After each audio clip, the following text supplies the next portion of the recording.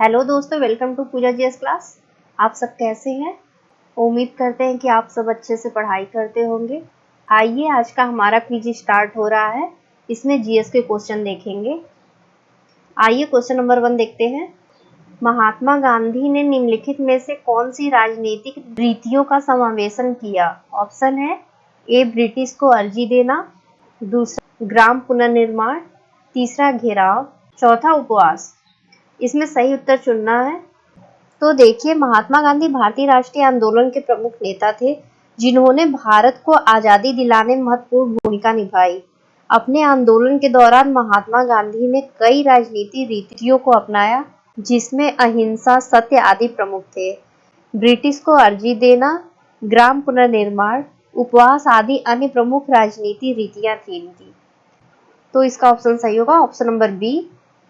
देखिए, ब्रिटिश को अर्जी देना भी था, ग्राम पुनर्निर्माण भी था, चौथा उपवास था, घेराव नहीं था। तो इसका ऑप्शन सही होगा option number 1, 2, 4, option number B. अगला क्वेश्चन देखते हैं, क्वेश्चन नंबर 2।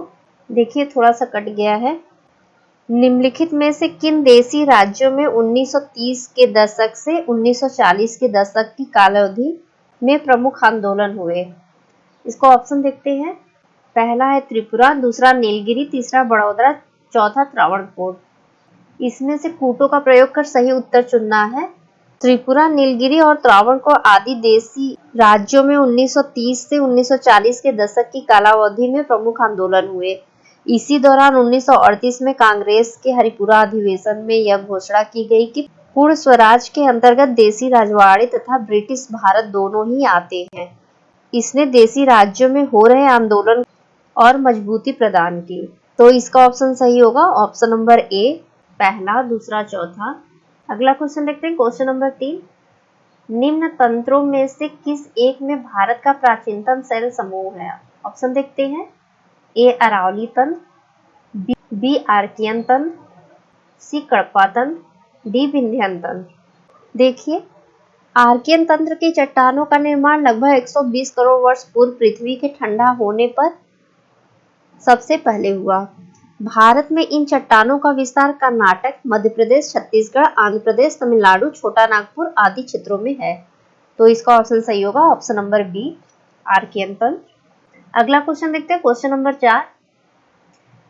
निम्नलिखित में से कौन सा इंग्लिश ईस्ट इंडिया कंपनी द्वारा लाई गई भू राजस्व नीति से संबंध रखता है? ऑप्शन देखते हैं। A Pitt's India Act, B Mahalwari बंदोबस्त, सी रेगुलेटिंग एक्ट, डी सहायक संधि। देखिए, ब्रिटिशों ने अपनी औपनिवेशिक नीति के तहत मुख्यतः 3 प्रकार की भू राजस्व नीतियों को अपनाया। पहला जमींदारी प्रथा, दूसरा रैयतवाड़ी प्रथा तथा महलवारी बंदोबस्त। जमींदारी व्यवस्था बंगाल, बिहार, ओडिशा तथा उत्तर प्रदेश के क्षेत्रों तथा उत्तरी कर्नाटक के क्षेत्रों में वर्ष 1793 को लागू की गई। रैयतवाड़ी व्यवस्था को मद्रास और मुंबई के क्षेत्रों में तथा महलवारी बंदोबस्त को दक्कन के कुछ जिलों तथा उत्तर भारत, आगरा, अवध व मध्य प्रांत पंजाब के क्षेत्रों में लागू किया गया। तीनों बंदोबस्त भू राजस्व व्यवस्था में महलवाड़ी व्यवस्था ब्रिटिश भारत के कुल क्षेत्रफल के 30% हिस्से पर लागू था। तो इसका ऑप्शन सही होगा ऑप्शन नंबर बी, महलवारी बंदोबस्त। अगला क्वेश्चन देखते हैं, क्वेश्चन नंबर 5। निम्नलिखित में से कौन सी एक अटलांटिक महासागर में स्थित धारा है? ऑप्शन देखते हैं। एक गल्फ स्ट्रीम, बी वेनेजुएला धारा, सी पेरू धारा, डी ब्राजील धारा।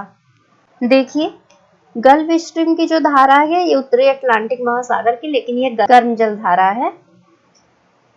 वेनेजुएला धारा जो है दक्षिण अटलांटिक की है, ये शीत धारा है। तो इसमें ठंडी धारा पूछा हुआ, तो इसको ऑप्शन सही होगा ऑप्शन नंबर बी, वेनेजुएला धारा। पेरू की धारा जो है प्रशांत महासागर की है, शीत धारा है। ब्राजील धारा दक्षिण अटलांटिक की है, ये गर्म धारा है।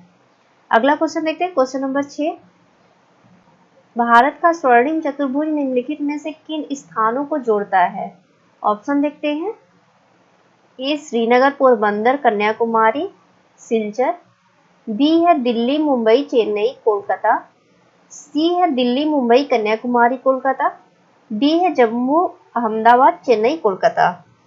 देखिए, जो स्वर्ण चतुर्भुज है यह देश के 4 महानगरों दिल्ली, मुंबई, चेन्नई और कोलकाता को जोड़ने वाली 584 किलोमीटर लंबाई वाली राष्ट्रीय राजमार्ग परियोजना है। यह भारत की सबसे बड़ी राजमार्ग परियोजना है। तो इसका ऑप्शन सही होगा option number B, Delhi, Mumbai, Chennai, Kolkata. अगला क्वेश्चन देखते हैं, क्वेश्चन नंबर 7। संस्कृत व्याकरण अष्टाध्यायी के रचयिता निम्नलिखित में से कौन है? ऑप्शन है ए पतंजलि, बी पाणिनि, सी कालिदास, डी बाणभट्ट। तो अष्टाध्यायी के रचयिता पाणिनि है, इसका ऑप्शन सही होगा ऑप्शन नंबर बी। अगला क्वेश्चन देखते हैं, क्वेश्चन नंबर 8। निम्नलिखित में से कौन सी एक महासागर धारा लेब्राडोर धारा से मिलती है? ऑप्शन देखते हैं, ए कनारी धारा, बी वेगुएला धारा, सी फ्लोरिडा धारा, डी कैलिफोर्निया धारा। देखिए लेब्राडोर ठंडी जलधारा है जो गर्म जलधारा फ्लोरिडा से मिलती है। ये दोनों ही अटलांटिक महासागर की जलधारा है। तो इसका ऑप्शन सही होगा ऑप्शन नंबर सी, फ्लोरिडा धारा। अगला क्वेश्चन देखते हैं, क्वेश्चन नंबर 9।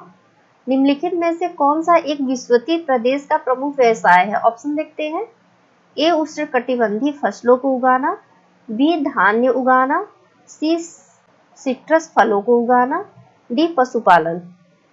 देखिए विश्ववित्तीय प्रदेश का प्रमुख व्यवसाय उष्णकटिबंधीय फसलों को उगाना है। इस क्षेत्र में मुख्यतः गन्ना, कोकोआ, कॉफी, रबर और केले का उत्पादन किया जाता है। तो इसका ऑप्शन सही होगा ऑप्शन नंबर ए, उष्णकटिबंधीय फसलों को उगाना। अगला क्वेश्चन देखते हैं, क्वेश्चन नंबर 10। खिलाफत आंदोलन किसके आसपास हुआ? ऑप्शन देखते हैं, ए भारत में ब्रिटिश शासन का विरोध करना, बी खलीफा की प्रभुता को संरक्षित करना, सी राष्ट्रीय आंदोलन का विरोध करना, डी भारत में शैक्षणिक अवसरों की कमी के प्रति विरोध करना।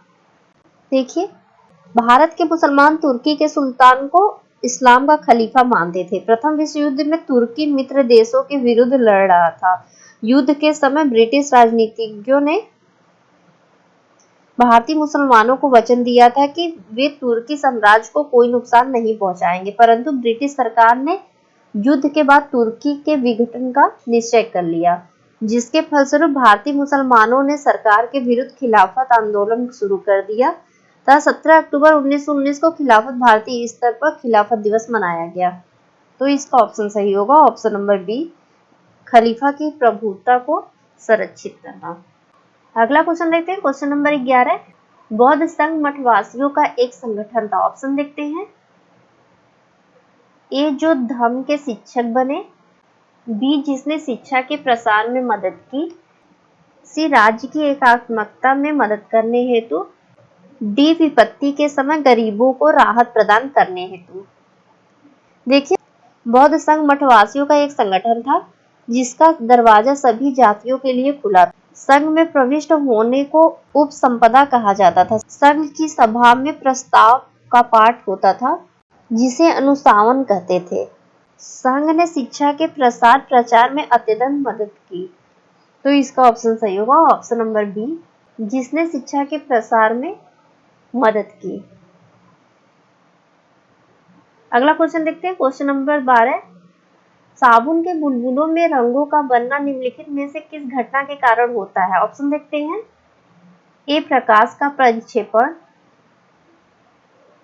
बी प्रकाश का व्यक्तीकरण, सी प्रकाश का विवर्तन, डी प्रकाश का ध्रुवण। देखिए साबुन के बुलबुलों में रंग का बनना प्रकाश के परिक्षेपण या वर्ण विक्षेपण की घटना के कारण होता है। इसमें साबुन के बुलबुले प्रकाश की किरणों के लिए प्रिज्म की भांति व्यवहार करते हैं, जिससे श्वेत प्रकाश अपने अवयव रंगों में विभक्त हो जाता है। तो इसका ऑप्शन सही होगा ऑप्शन नंबर ए, प्रकाश का परिक्षेपण। अगला क्वेश्चन देखते हैं, क्वेश्चन नंबर 13। प्रकाश संश्लेषण निष्पादित करने की क्षमता वाले पादप निम्नलिखित में से किस एक जीव प्रकार के अंतर्गत आते हैं? ऑप्शन देखते हैं, ए परपोसी, बी सेप्रोटॉप, सी स्वपोसी, डी कैमोहेटेरोटॉप। देखिए प्रकाश संश्लेषण की क्रिया द्वारा पादप भोजन का निर्माण करते हैं। इस क्रिया को निष्पादित करने वाले पादप स्वपोषित जीवों की श्रेणी में आते हैं, तो इसका ऑप्शन सही होगा ऑप्शन नंबर सी, स्वपोषित। अगला क्वेश्चन देखते हैं, क्वेश्चन नंबर 14, विषुवतीय कटिबंध में बृहत्तम क्षेत्रफल वाला महाद्वीप है। ऑप्शन देखते हैं, ए एशिया, बी दक्षिणी अमेरिका, सी अफ्रीका, डी उत्तरी अमेरिका। देखिए, विषुवतीय कटिबंध में बृहत्तम क्षेत्रफल वाला महाद्वीप अफ्रीका है। भूमध्य रेखा इस महाद्वीप को 2 बराबर भागों में बांटती है।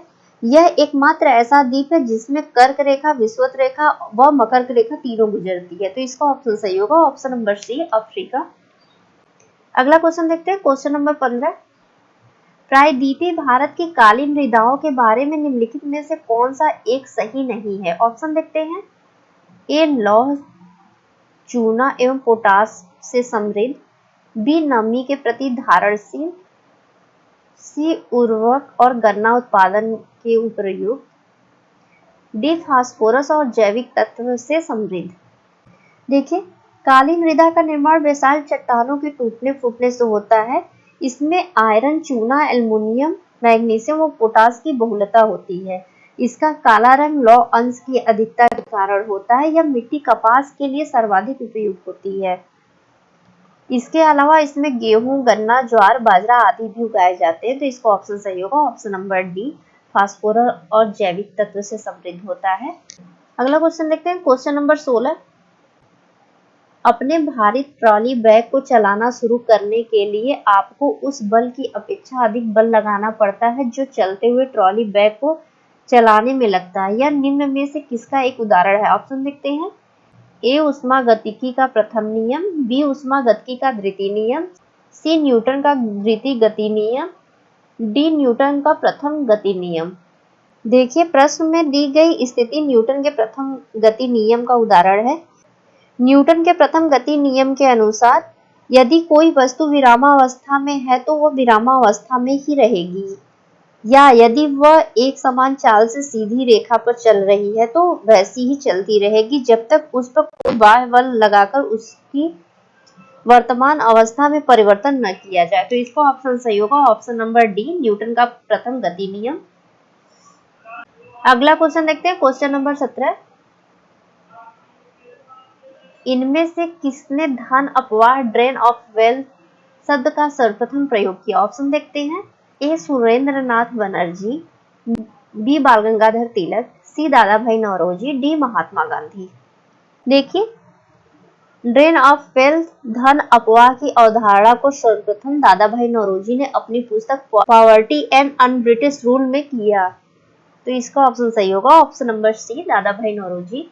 अगला क्वेश्चन देखते हैं, क्वेश्चन नंबर 18, टेलीविजन का दूर नियंत्रक प्रयोग करता है। ऑप्शन देखते हैं, ए अवरक्त तरंगे, बी अंतरिक्ष तरंगे, सी सूक्ष्म तरंगे, डी ईथर तरंगे।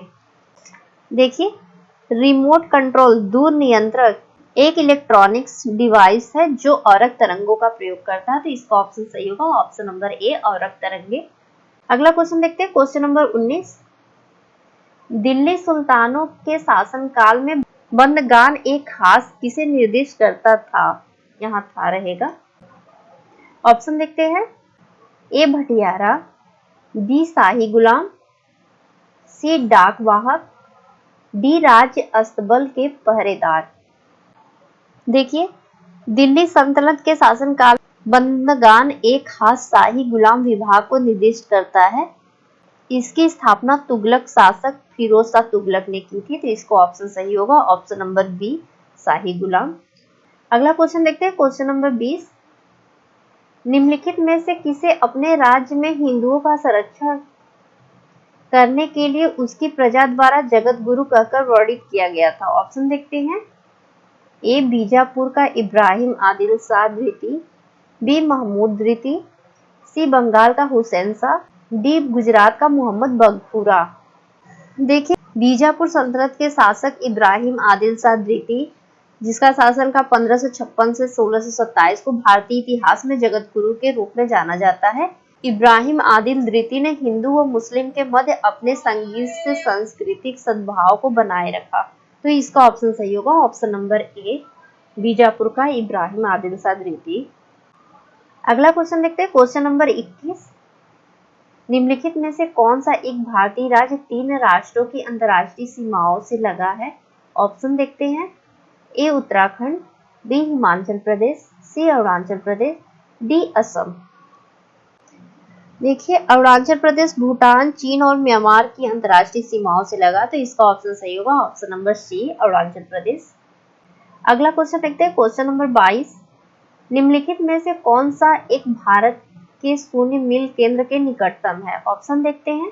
ए ताजमहल, बी चार मीनार, सी gateway of India, D Victoria memorial. देखिए, शून्य मील केंद्र नागपुर महाराष्ट्र में एक स्मारक है जिसे ब्रिटिश सभी दूरियों को नापने के लिए इस्तेमाल करते थे, लेकिन प्रश्न में दिए गए विकल्प में चार मीनार हैदराबाद शून्य मील के केंद्र से सबसे निकट है, तो इसका ऑप्शन सही होगा ऑप्शन नंबर बी चार मीनार। वीडियो अच्छा लगा तो सब्सक्राइब और शेयर करिएगा। धन्यवाद।